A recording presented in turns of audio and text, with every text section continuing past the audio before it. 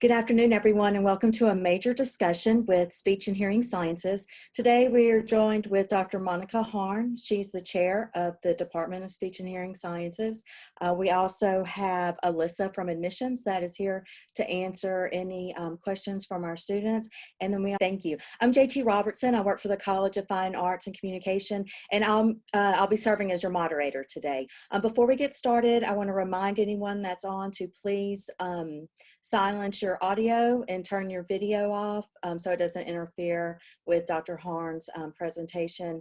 And then I also want to remind everyone that this video will be recorded and put up on lamar.edu/visit, and it will also be closed captioned. So if there's anything you missed, you'll be able to come back and watch the video, and then we'll also send that out to other students for their viewing. So without further ado, I'm going to turn it over to our esteemed chair of Speech and Hearing Sciences, Dr. Okay, thank you, JT. Well, I am Dr. Monica Harn, and I'm the chair of Speech and Hearing Sciences at Lamar University. I've been chair, finishing up my 7th year. I was just reminded of that the other day. So I'm just gonna give a brief overview of the department and give some information mostly about activities that we have at the undergraduate level. And then if there are other questions that students may have, or if any graduate students are tuning in and have questions about the graduate program, I'm certainly happy to answer any questions that y'all may have. So in the Department of Speech and Hearing Sciences, we have a bachelor's degree that's a pre-professional degree designed to prepare students for graduate school. So we're an ASHA accredited program, which means we follow the guidelines of a national accrediting body. So our undergraduate program then has courses that meet requirements that are part of the competencies and skills that you need as you're on the path towards becoming a speech pathologist or an audiologist. So we have a master's degree in speech language pathology, and we also have a doctorate in audiology. Students who graduate from our undergraduate degree with a bachelor's then are prepared for graduate school, and they are also have the credentials to become a licensed speech language pathology assistant. Graduates of our master's degree in speech and language pathology become speech language pathologists, and doctorate of audiology become audiologists. In our undergraduate program, which is a 4-year program, and we have a degree plan designed really to help students move through the program and graduate within 4 years.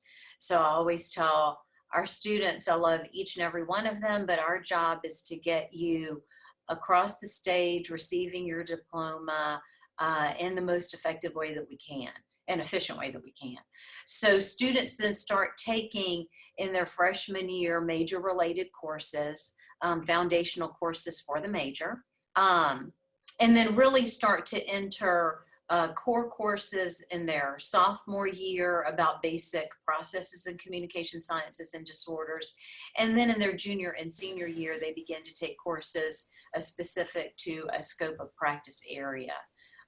So we offer a wide variety of courses for majors in speech and hearing that are going to prepare them for the graduate work. So a large swath of the discipline then is overviewed throughout the undergraduate degree plan. I think that it can be overwhelming for students when they start college, even if you come to Lamar and you have some college experience, if you took dual credit courses in high school. I think it's still an overwhelming, can be overwhelming. And so part of our undergraduate program is that we have two student organizations. One is our Cardinal Community. It's certainly designed for socialization, for students to get to know each other, to have a sense of the profession. And then it's also designed to help facilitate your understanding of college, your degree plan, advising courses that you need to take, and general requirements to make sure that you efficiently move through the degree plan. We have a National Student Speech Language Pathology and Audiology Association, NSHLA. I think I hit all of my acronym. And that's really more designed towards leadership activities, social networking activities, and community service activities. So really between the two undergraduate student groups, we meet the needs of, hey, this is your degree plan, this is the department, this is how you make your way through.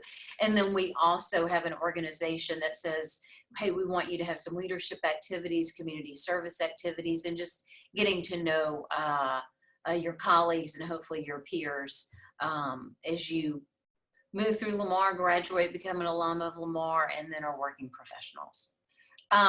We also have a notable reputation in undergraduate research. So a lot of our students do undergraduate research. They're successful in undergraduate research. They present their research, get grants for their research.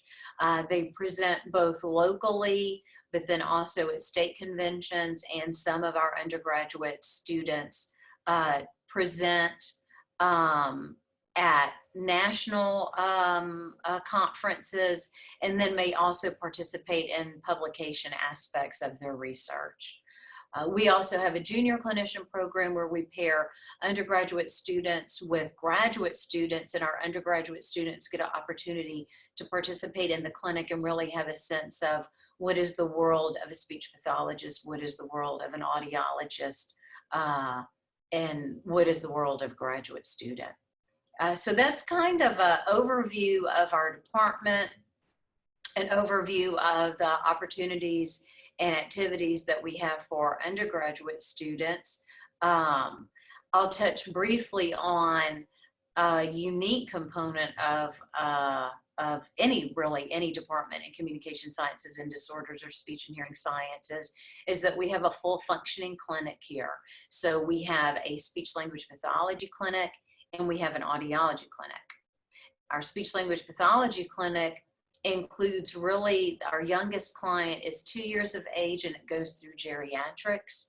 If you look at our webpage, you'll see the specialized clinics that we have. So we have clinics for aphasia, stuttering, voice, language and autism, language enrichment. We have a swallowing lab that's a training lab, even though we don't see clients in our clinic. I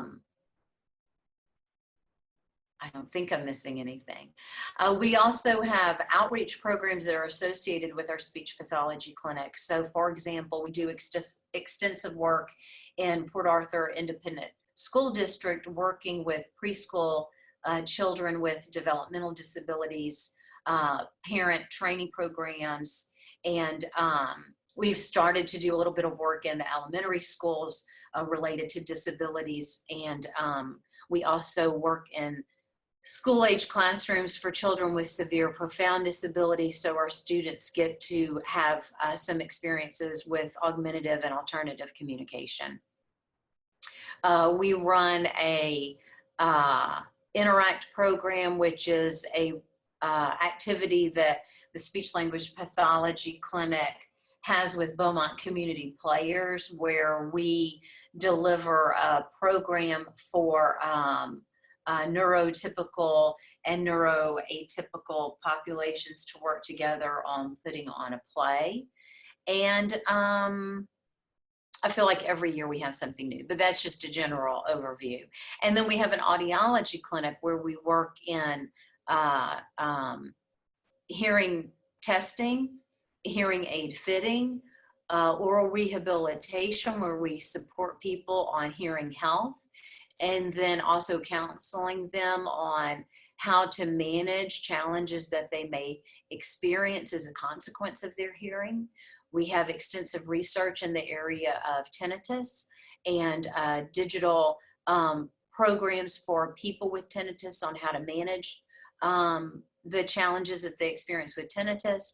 And then we also have a vestibular clinic where students are trained on balance and balance disorders. So that's kind of an overview of some of our clinical activities. And I'll leave it at that. Okay. Now, I know this summer there's no study abroad programs. No one will be traveling. But Yeah. can you tell us a little bit about our typical study abroad programs with speech and hearing sciences? Sure. We have, I feel like we have at least, or it feels like we have 2 every year. And one is more geared towards outreach related to hearing and hearing needs in communities. And that's gone to Costa Rica, Brazil. And then we have a program that has been to England and Ireland, and I think it was about to be in its 4th year this year, where the focus of that program is dementia and community response and community engagement with people with dementia to impact their quality of life within community. And so, yeah, those have been 2 very successful programs. Yeah, it's very cool. What about the graduate program for speech and hearing and the doctoral program for audiology? Do you put a cap on the number of students that you can accept, or how does that process work? We do. We have a cap, and it's largely based by the ratio that's required by our accrediting agency for how many students relative to each faculty, and then supervisor requirements in the clinic. So we have to offer a certain level of supervision. And then, of course, just to have high quality clinical and academic training. We want to make sure that when our students are engaged in clinic, they are getting good one-on-one personal relationships with faculty. You know, this doesn't completely answer that question, just to digress a minute, but we're very unique both in audiology and in speech pathology for a program our size, that all of us are what I would call clinical scholars. So some universities may have more of a focus on basic science, and at Lamar, we're clinical scholars. So our work is about meeting the needs of our clients, and that's where our research lies too. So our faculty, our PhD research faculty, and then also the clinical faculty who engage in research are the ones who are supervising and working with students in their clinic. And so that's a rare thing, where the academic and clinical faculty are quite interrelated and highly engaged in the clinical process and development of students. But it's those kinds of things that put a cap. Also, externships. Our students have to go to externships both in audiology, which is a 4-year program, and then speech path, which is a 2-year.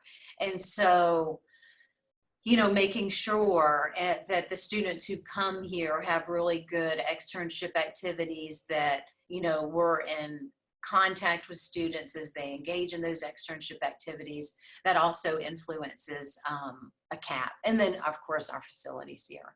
So we typically take between 33 and 35 students in speech pathology, and then 10 students in the audiology cohort. Wow. And then, you know, our speech and hearing sciences department is recognized statewide, nationwide, and really worldwide. I mean, we have some professors that are doing some outstanding things and winning awards. And so, for example, Dr. Benai and his NIH grant, through his study with tinnitus. So I don't know if you want to talk a little bit about that, or who our students can look forward to working with through their years here. Sure. Yeah, we really have our faculty have strong reputations, and Dr. Vinay Manchaya, his area is hearing healthcare, and he recently was awarded a significant grant through the National Institutes of Health to do a clinical trial on his online internet-based intervention for individuals with tinnitus. Other faculty in audiology, Dr. Ashley Dawkins, who's the program director of audiology. Her work is in the area, of course, of hearing healthcare, and in particular, an interest in oral rehabilitation. Dr. Lillian Filippi, her area is vestibular science, and she leads a study abroad, as does Dr. Manchaya, and she has active work in advocacy for individuals with hearing impairment. And we have, I don't want to, of course, miss anyone, Dr. Connie Howard, whose area is hearing conservation, and she does a lot of work, and she works with students and doing a lot of community outreach in that area as well. Dr. Heather Redding, who's in audiology as well, really supports Cochlear Implant Lab, our vestibular lab, and works a lot with students in community outreach. And Dr. Erin Burns is the director of the clinic in audiology, and they her area is basically every compliance issue that comes our way, I say call Erin Burns. So that's faculty in audiology, in speech pathology. My area is child speech and language disorders. Dr. Jamie Azios, who has the Aphasia Conversation Lab and who does extensive work nationally and internationally in working with people with aphasia, is really doing really outstanding and impressive research.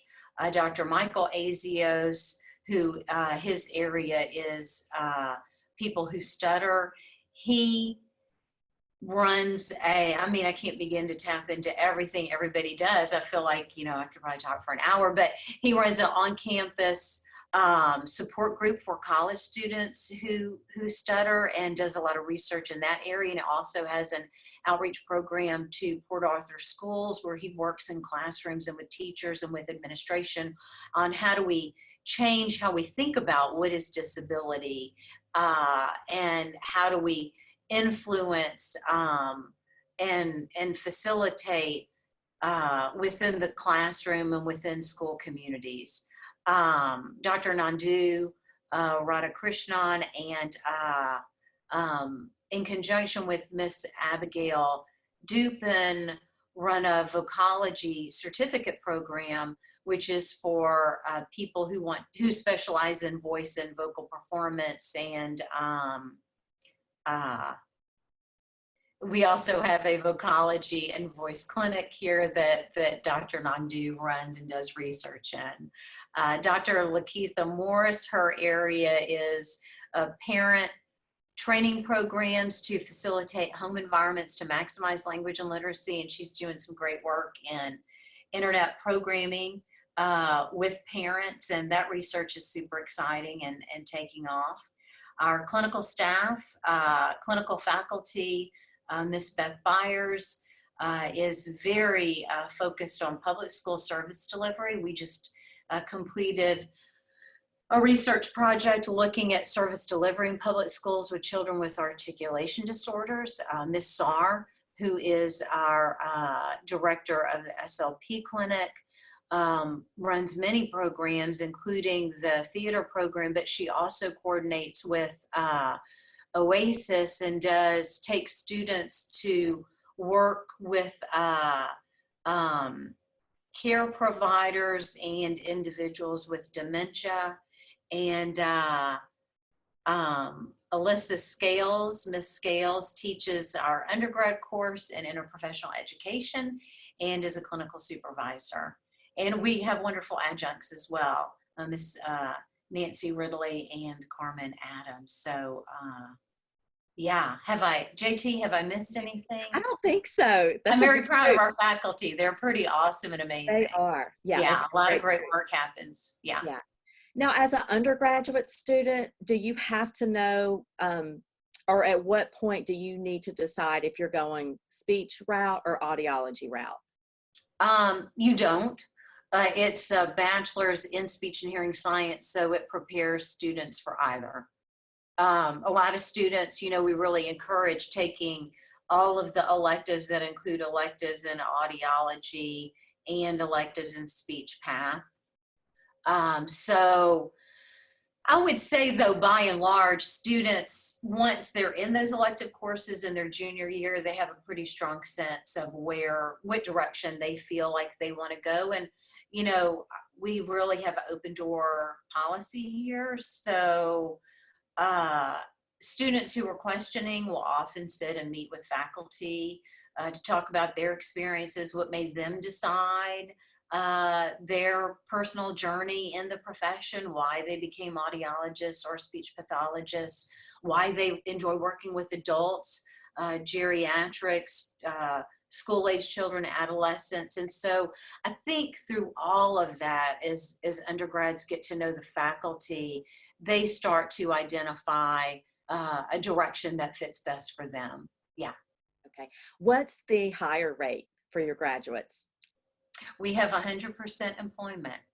Yeah. Pretty so cool. Yeah, we have, if you look at the numbers for labor, the name is escaping me. Yeah. Statistics for United States labor. Yeah. Yeah. In speech path and audiology, I think the growth rate overall is overall growth in healthcare is 19%. In speech path, I feel like it's 24%. And in audiology, it's 32%. And in the state of Texas, it's, I think, even higher than that because of the demographics and need in the state of Texas. And if I completely have that wrong, since this is being recorded, feel free to email me. Anyone listening? No, I think that's, yeah. Well, the most important thing is that your graduates have 100% higher rate, so they can feel confident coming to this program. Now, what if an undergraduate student just wants to get their bachelor's degree? Is that fine? Is there a career path just to get your bachelor's? Yes, if you get your bachelor's degree, you can become a speech pathology assistant. Okay. Yeah. What about, okay, so for your undergrad students, do they get clinical time, or are they mostly in the classroom time? It's all classroom. Okay. Except if you're in the junior clinician program, you can participate in the clinic. And then, of course, we offer observation hours as a part of some of the courses. So, because we have a clinic and we have a thriving speech path and audiology, it's difficult to then have undergrads engaged in that as well. At least at this time. What about, are there specific scholarships for speech and hearing students? Yeah, we have scholarships at the undergrad level and at the grad level, and we also have research assistantships at the grad level. Okay. Those vary from year to year depending on funding, but yes, we do. Okay. And then as a graduate student, what do the clinical hours look like versus the classroom hours? Or like at what stage do you start your clinicals and all of that? Oh, gotcha. We start clinic immediately. So I take that back because we have two classes that start in the summer. we changed that 2 years ago so that students had less of an academic burden while they're also trying to figure out clinic, because it's a steep learning curve, especially that first semester.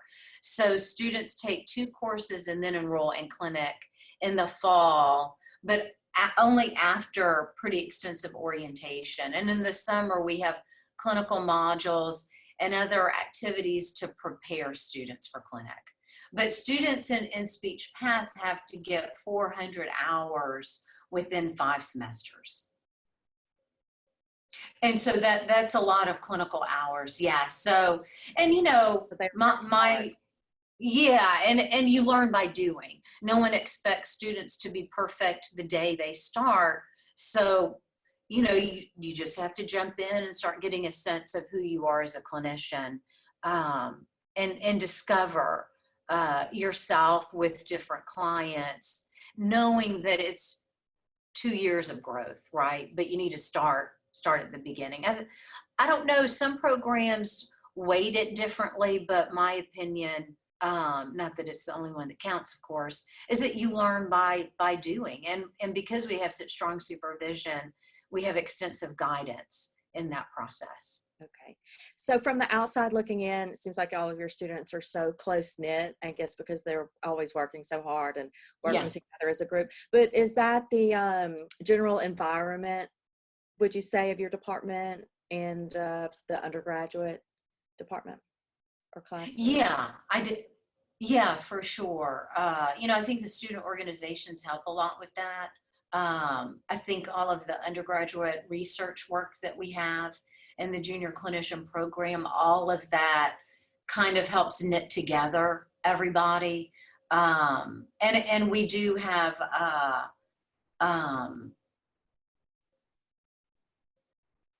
it sounds cliche, but that whole open door policy, of our faculty are always in the building, milling around even, and then are available. So I think that helps with the faculty-student relationships as well. But yeah, it is a pretty tight-knit group, and the building itself is speech and hearing, and so the students, the faculty, the clinic are all housed in one space, which is a luxury. It's a wonderful thing, but I think that contributes to it also. We have the workspace for the students, the clinic rooms for the students. We have a clinical research lab where students work, and an audiology doctorate space. So I feel like that all contributes to kind of that close-knit feel. So do our undergraduate students, do they sort of have a leg up if they want to continue on with their studies in speech or audiology here? Or how does that work with them getting You mean into for the application? Mm-hmm. Yeah. We're very committed to our students, and we're very committed to whatever path they choose. And so whether that's to be an SLPA, though, our program isn't designed to prepare for an SLP assistant, but in doing the program, you become one. So I just want to make sure no one thinks, again, we don't have a clinic here for undergraduate students. But so yeah, I think that we're committed to the students who are here in this program. You mentioned earlier about students doing poster presentations or presentations and are getting to go to different meetings. Could you tell us a little bit more about those and what all that entails? Sure. We have, at Lamar, it's really a wonderful undergrad research program. And there's opportunities and expos both in the fall and the spring for students to present their work. So here at Lamar, students with their faculty mentor may do, or solo, an oral presentation. They may do a poster, and they have an opportunity, to answer questions and kind of get their feet wet and in a very supportive environment. Our graduate school also has an expo where graduate students may present research and do roundtable panel discussions, oral presentations, or stand in front of a poster and talk about their work. But our faculty present pretty extensively, both at the Texas Speech and Hearing Association, American Speech and Hearing Association, and then specialty conferences like the Voice Foundation conference, for example. And so students who engage in research at any level of their academic career can work with faculty to submit a presentation for it to be accepted. So those presentations are peer reviewed. Other experts in our area review them. They don't know who we are. It's based on, you know, what the work is. And if it's accepted, you have an opportunity to go to that conference and really have a sense of the profession. And then we have students who, you know, I tell students in intro, start thinking about that PhD. There's a huge shortage of PhDs in speech and hearing sciences. You want to talk about job market, right? So start thinking when you first come in, what interests you? What sparks your interest? What do you want to know more about? Begin then, and you may end up working on a publication and get a journal published.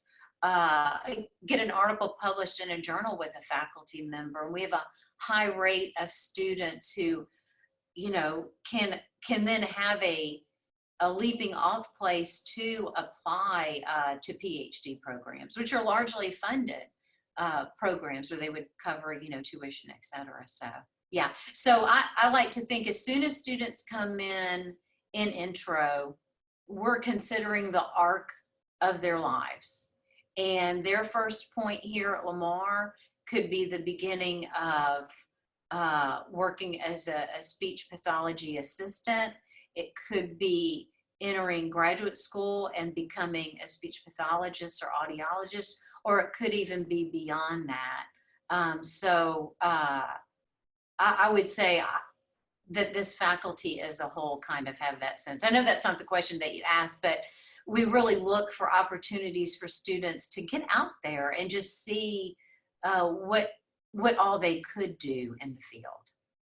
Well, that's one thing that's so unique about your program. It's just very hands-on, and students are more than prepared when they leave here. They're more than prepared for the real world. Now, we do have a question from a student that is wants to know how and where can they apply for graduate scholarships? That's a good question. The application process right now through myscholarships.com is closed. And that's kind of like the portal at Lamar through which students apply for those scholarships. But each semester there's potential for activity, either like as an assistant or scholarships that you can apply for the next year. Now, every student that enrolls as a graduate student in our program in Speech Path receives a $1,000 scholarship both years of their degree plan. So year 1 and year 2. So those scholarships are immediately awarded. Very nice. Now, what about our undergraduate students? It's not too late for them to enroll. Is there an application to get into this program, or do they just pick this major? How does that work?